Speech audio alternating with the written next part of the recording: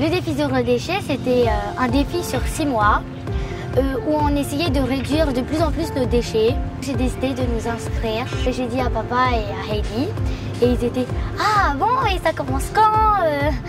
Et puis c'était un sacré changement parce que de passer du jetable au recyclable, réutilisable. Déjà le sopalin, c'est devenu des serviettes, le plastique. Et automatiquement, du fait que l'on n'achète plus sous vide quelque chose, on mange beaucoup plus frais automatiquement. Donc on va acheter quelque chose à la déco, on va acheter des fruits qui sont plus frais. Donc oui, ça change beaucoup parce que derrière, tout ce qui va être utilisé, les légumes doivent aller au composteur. Donc oui, il y a beaucoup de frais. Ça change beaucoup l'alimentation également.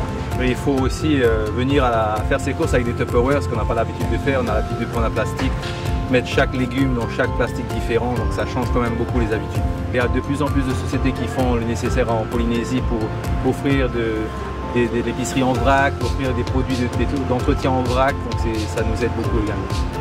C'était assez compliqué au départ et une fois que les habitudes sont prises, ça devient de plus en plus facile, on va dire. En fait, c'était surtout les goûters pour l'école. On avait l'habitude de prendre dans les plastiques, avec plastique encore et avec carton.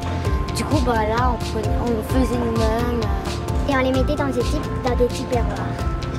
L'aventure zéro déchet impliquait plusieurs familles et chacun devait peser toutes les semaines. Tout ce qu'on jetait un déchet était pesé. Voilà, donc après on a pu voir l'évolution et à quelle vitesse on arrive à réduire nos déchets.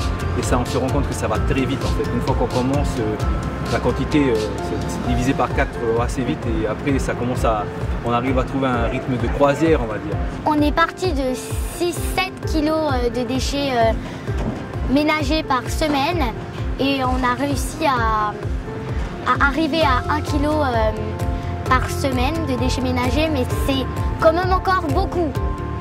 Il faut trier les déchets parce qu'il ne faut pas polluer. Faire du zéro déchet, c'est pas compliqué. La seule chose à respecter, c'est la règle des 4 R. Réduire, réparer, réutiliser et recycler.